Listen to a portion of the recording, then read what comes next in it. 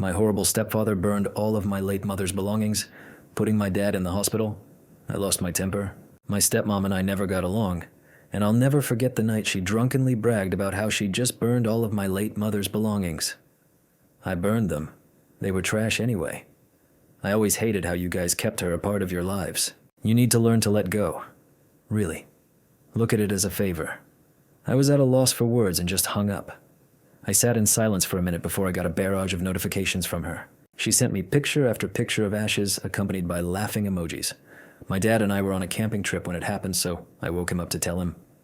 He thought I was joking, but when I showed him the evidence, he turned pale. He came out of his tent, started clutching his chest, and had a heart attack. I called for a rescue helicopter. It took 15 minutes for it to arrive, and we landed immediately. The doctors told me not to get my hopes up, and all this happened while my stepmother bombarded my phone, demanding that I answer her calls. But I ignored them and held my father's hand the whole time. He got to the hospital and was put in the ICU, where they hooked him up to all these machines. I sat by his bed holding his hand, watching his chest rise and fall. The thought of losing him was unbearable. I tried to be strong, but the guilt was overwhelming. I thought that if I hadn't told him, he would have been okay. But deep down, I knew that wasn't true. After what felt like an eternity, the doctors managed to stabilize him. They said he was lucky to have pulled through, but he was still in a fragile state. Any additional stress could have been dangerous, even fatal. For the next few days, I barely left my dad's side. Every time I left the room, I felt anxious. I was afraid that something would happen while I was gone. The doctors kept telling him that he needed rest and that stress was the worst thing for him right now. But it was hard considering my stepmother had burned all of my mom's things. My stepmother was always angry at my mom and at the sweet things our family said about my mom.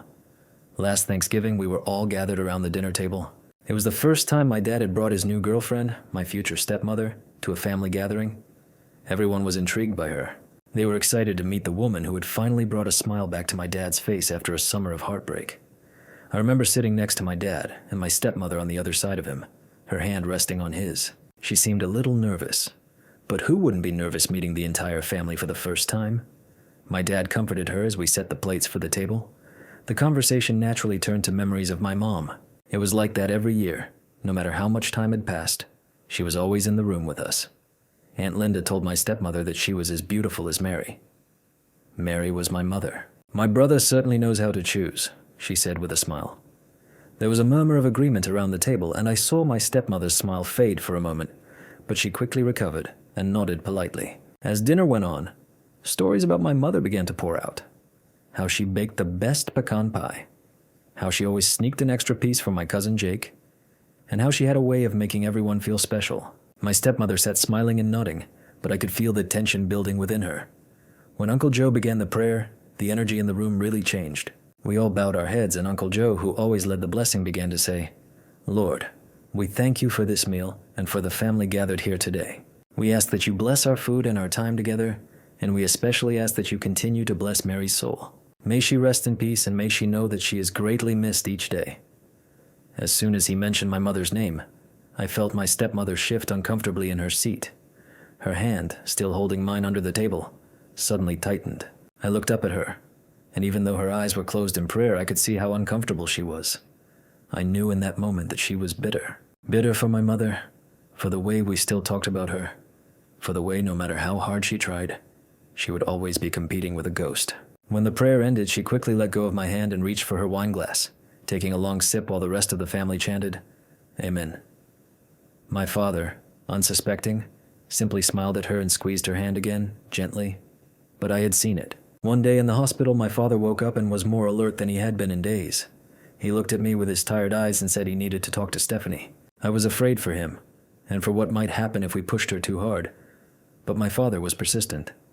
He wasn't the type to let things slide, and I knew that keeping it to himself would only make things worse. So I agreed. We were going to deal with it, but we were going to do it together. We waited until my dad was out of the hospital. He was still weak. We decided to deal with it at home. When we got home, the tension was palpable. My stepmother was sitting in the living room watching TV as if nothing had happened. The sight of her made me furious, but I held on for my dad. He told her they needed to talk, and when she noticed my dad was home, she tried to greet him with open arms. He pushed her away, and she looked stunned. She asked him what was wrong, and he spilled it all. You know damn well what was wrong. You burned all of my wife's things, he said. She was silent for a moment and blushed. Then she tried to justify herself by accusing my father of still loving my mother. He told her that he didn't still love her, but she was in no position to burn all of her things. Stephanie, he said, if you don't love him anymore, why does it matter? Those were just things cluttering up the house, she yelled. I saw my father turn very red and I motioned for him to sit down. I didn't want another trip to the hospital, and even though he was still weak, he pulled his hand out of mine. That was all she had of my mother, and you threw it all away because you wanted to make room, he yelled. She rolled her eyes and said he was being overly dramatic. She said he couldn't live in the past forever, and that it was time to move on.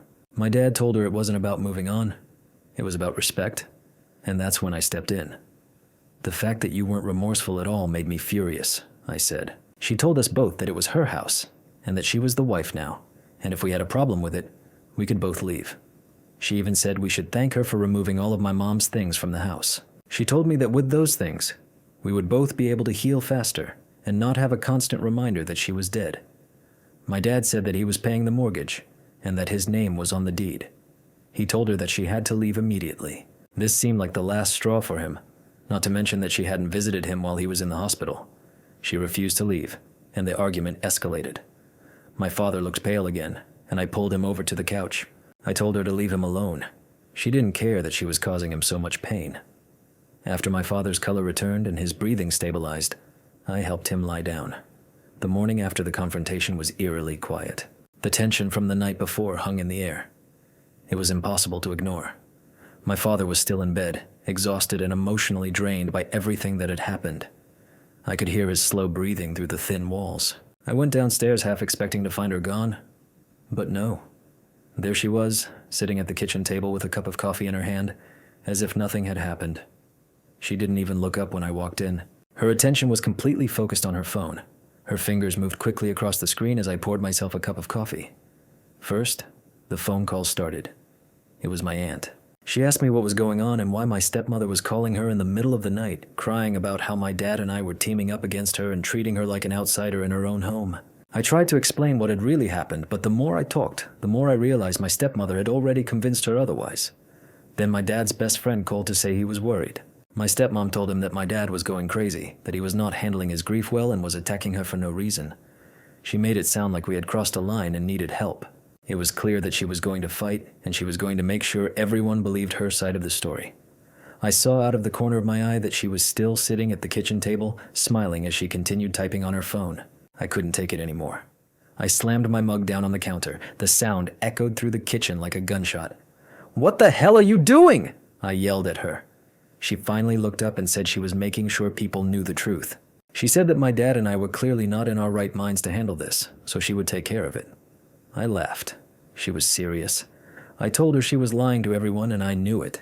She was trying to make us look like the villains. She claimed she was just protecting herself and said people deserved to know what was really going on in our house. She launched into a tirade about how she was never welcome in our home and that she was just a replacement for my dad and me since my mom died. I told her this was my dad's house and told her she was bitter because she wasn't as good as my mom. I told her she needed to leave or I would call the police. She stood up slowly, her eyes never leaving mine, and said, "We'll see about that." And with that, she walked past me, leaving me standing there as the door slammed behind her. I knew this was far from over. My stepmother was going to fight dirty, and if we didn't find a way to stop her, she would take everything from us. After all the calls from family and friends, my father started to get nervous and then his health started to deteriorate again. He was constantly nervous, barely sleeping, and it was affecting his heart. The doctors warned us that he couldn't take it anymore, that if something didn't change, he might not survive. I couldn't stand by and watch her destroy him. We needed to get her out of our lives, but she wasn't going to go quietly. That's when I realized we needed legal help. We found a lawyer who specialized in family law and began the process of filing for divorce. It was grueling, and my stepmother fought us every step of the way. But the more she fought, the more her true colors showed. She tried to play the victim to make us look like the villains, but it didn't work. The court saw through her lies and saw the harm she was trying to cause. She had no remorse or empathy, only a burning desire to get what she wanted no matter who it hurt.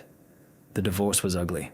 She dragged it out as long as possible, trying to drain us financially and emotionally, but in the end, the court ruled in our favor. She was forced to leave, and we were finally free of her. After she left, It took us time to heal. My father's health slowly improved, but he was never the same again. The stress had taken its toll on him, and he was more fragile than ever. We focused on rebuilding our lives, finding a new normal.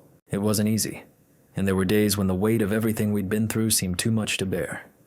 But we had each other, and that was enough. We didn't talk about my mom's things anymore after that.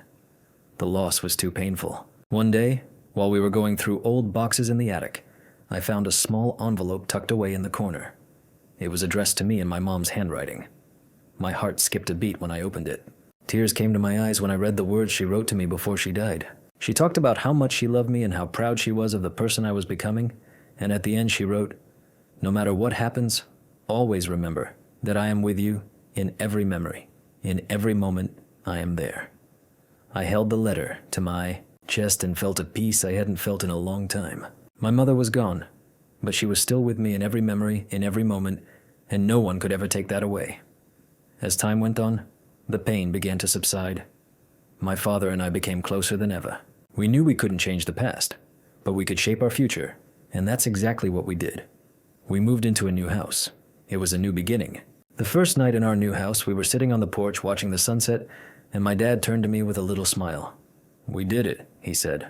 "Yeah," I agreed. "We did it." And through it all, I knew my mom was watching over us, and that she would be proud of who we had become.